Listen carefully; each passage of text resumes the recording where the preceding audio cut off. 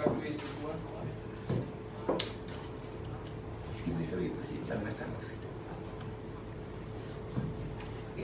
welcome all of you to the press conference here. As you know that we have sent a press release earlier before calling on the press conference. And now I will hand it over to our CEO, who will give more details about the release we made this morning. Yeah, just to reiterate what we said earlier in the media release. Thereafter, tournament protocol tests and receiving the results overnight. We, based on the number of movement and players that we've tested positive, and after consultations with the Autumn Nations Cup Medical Board and the Autumn Nations Cup Board, in view of ensuring the safety and welfare of our players, the decision has been made to cancel the game against Italy. Now our focus is on the safety and welfare of the players, and the Fiji Rugby and organizers are committed to making sure that we take every step. The boys have been in, or the team has been in quarantine since the test before the France, and hopefully with them in strict quarantine and isolation, we reached the low peak, and in the next test we will start to see the players being cleared. The players are well at the moment, none of them have any symptoms, so it's a bit, while they morally sad, they're a bit frustrated because we don't have any symptoms for the test results. Yeah, and also just to confirm that in view of cancellation, the points for the matches against Italy and France will be given to Italy and France, maximum points as per the TOP of the tournament. And like I said, at the moment the priority now for us is to make sure that we look after the players in quarantine isolation, and we look forward to positive results in the next round of tests. Basically, what we wanted to delay, and if there are any questions, we will try and answer questions. But in terms of in view of medical confidentiality, the players and things identity have not been revealed to us. We've just been told that there are 29 cases of management and staff and players out of the 46 in camp that tested positive. The rest have tested negative, and there's another round of tests that will happen on Friday, just to see where we are in terms of the spread of the COVID within the team. So floor is open to questions. We have got our chairman here too. People want to ask questions to either chairman or CEO. Who's funded the trip? Yeah, the trip is all fully funded by Autumn Nations Cup. Okay. Airfares and our accommodation while we are here is fully funded by Autumn Nations Cup. And of course, the only things we've had to cater for is our plane kits and cost in relation to the team. So, in terms of players being looked after, Autumn Nations Cup is looked after and where they are. We had a contact tracing to confirm the source. Yeah, we've based on the results from last week, we've done contact tracing, and we think we've identified the likely origin. However, the point to make clear is before we march into our base camp, everyone had tested negative. So therefore, when we march into our base camp, we started to training bubble, and the living was as if we were living in a bubble. But as with COVID, you can test negative, but the virus is with you and it will take time, within 14 days. So when we had the first case, then this was the likely scenario because we were already living in a bubble and training in a bubble due to the close contact. This was expected after we got the first case. We were hoping for that players exercising, distancing and while in camp would have prevented the spread. But I think because of the contact in training and close things with the coach, such is expected.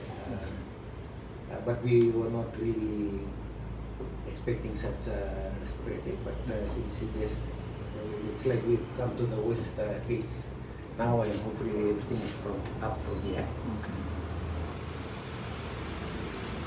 So, why does it feel like the Flying Fijians are the victim here, but they're being punished for it? No, we don't think we are the victim. We must keep in mind that the environment with COVID-19 is totally different. The other teams that are participating have been in their bubble for quite some time. For example, if you take the example of Argentina, before coming to Australia, they had to be in isolation for 3-4 months. We have a team assembled from all different countries, but we were positive that we could manage the thing, but it's happened. We don't feel like victims. We still greatly appreciate the opportunity to be there and to take part. And because we just keep learning new things about COVID-19, and I think the boys too have in this environment have learned that we cannot take things for granted in this new COVID-19 environment. Yeah, as much as it's disappointing to the whole the rugby player nations in Fiji, as the CEO said, strict protocols in this tournament. Yes, it is disappointing, but we are, sworn to protocol, sworn to medical advice. These are new avenues that we have to go down and embrace. I don't think, and rightly so, the CEO says, we're not victims in this case. We may look like we're victims, but we're not. It's very, very hard to, as he said, look at the Argentinians. Some of them were 4 months in camp for what? That was a long period of time, reflected in their game performance. So the teams in Europe, as you said, have been under 2 months in camp. So they've had the preparation well before that. We have been going through a bit of a learning curve, and as the CEO quite rightly said, it's tough. It's tough to play on the chin. Two matches on the trot. We're positive. We're looking forward to taking something positive out of this. Working around the fringes, hoping that something comes out of this. But we ask the press and we ask the nation to bear with us. This has been a real mighty challenge.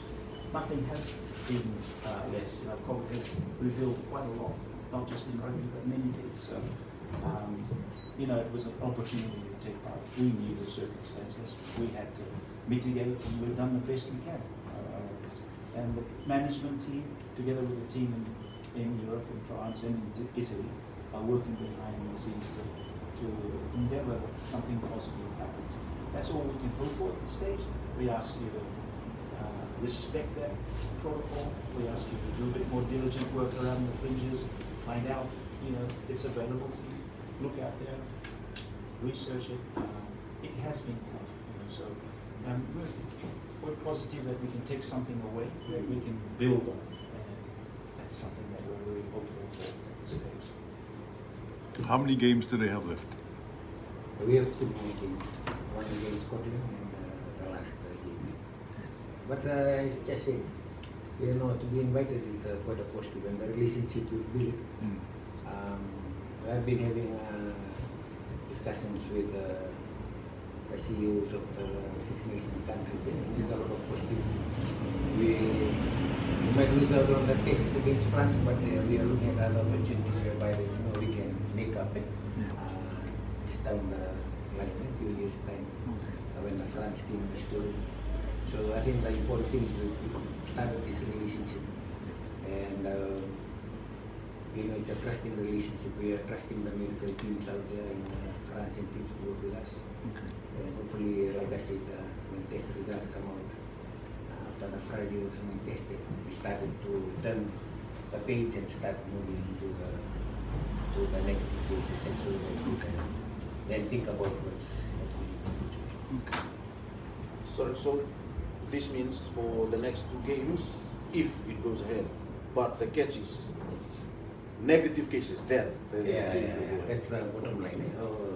To minimize the negative, the positive cases. If we can come down to a low number, then we should be okay. But at the moment, the priority is focusing on trying to keep the players in isolation and make sure none of the players have any symptoms. And none of them have required any medical, which is quite reassuring. We just have to follow the protocols in terms of dealing with COVID-19, like being in isolation, in quarantine. The process will take its time. Hopefully, the next set of results come, we start turning the page. If I can add to that, the spirit is very strong in camp.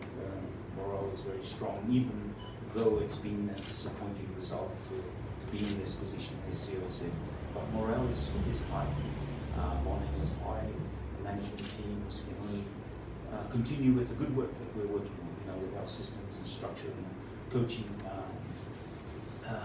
productivity that's happening in Europe. So that's a big positive. And yes, we all like to see our base perform, but at this point in time, given the circumstances, it's harsh, but we have to embrace it, work with it, understand the systems, make it work for us at this point in time. So protocols are important for us. We have to be respectful and work around the fringes to overcome this and to understand it better and make it better for us. But yeah, positive. I think there's some positiveness in. The country may look at it as a negative. A lot of questions being thrown out there. Please, we ask you to bear with us. This has been a wonderful opportunity for our young men to participate in an event. But as you rightly see, that there's been many teams. So, for example, in the rugby championship, right, the TRC, South Africa pulled out. Because of certain uncertainties, there's many other things that you can look at. We're just lucky to be there and participate, and hopefully the management teams can work it a little further and take it to a very positive stage and look at the Scottish test as a finishing round. Let's focus on that. Let's get our minds set towards that, and let's build some positiveness around it, please. Just a side issue. I notice you've got Fiji Water center stage behind you. Is there any reason for that? No, I think Vijayawada is just part of our sponsorship, and they've invested some funds in the automation stuff. Okay. As we continue to build our relationship with them. Unfortunately, we have been able to give them that exposure because of two cancer matches. Right. But like Jesse, we were supposed to. The priority now is to get the boys back to negative status, and then we can bring them from there. So in this kind of situation, I know it's tiring, it's frustrating for the players. They are professional players, and it'll take its toll as well, mentally and psychologically. Do the players, the management have something in place in terms of counseling or something for these players? Yeah, the players, the moral in camp, as I said, has been very, still moral is high, but frustrated. Because the boys have trained, they come prepared, they want to get onto the field. But they coping, they all coping. We have doctors and teams working with them. So, and we're just trying to, the priority now for Bottom Nations Cup and Fiji Rugby is to make sure they are cared for properly while they in isolation. And so that we can see some positive results in the next test. And then we'll plan for the future. I have a meeting with the Six Nations tomorrow morning. To put in place strategies about the match against Scotland. If the results start becoming positive our way, then we will look at those the strategies. So finally, from my part, if we get negative, more negative, positive cases, will that they call in the standby players to play for the team? No? Yeah, the standby players are already on standby, but because of the nature of the COVID-19, we've had the standby players ready to come in, but because of the uncertainty of the spread of the virus, we at the first test, when we had only one player. We were certain that we were going to play against France. And even when we had the new cases, we had standby players. But because of the uncertainty, because we were living in a bubble and everybody, you know, the thing could have spread to everybody. That's why the decision was made not to, just because of the risk to our players and also to the other players that we were playing. Because when somebody is in the bubble and one gets it, and the likelihood it will spread because we've been training and all this contacting. So that's why the reluctance. But now, since we sort of got to the bottom to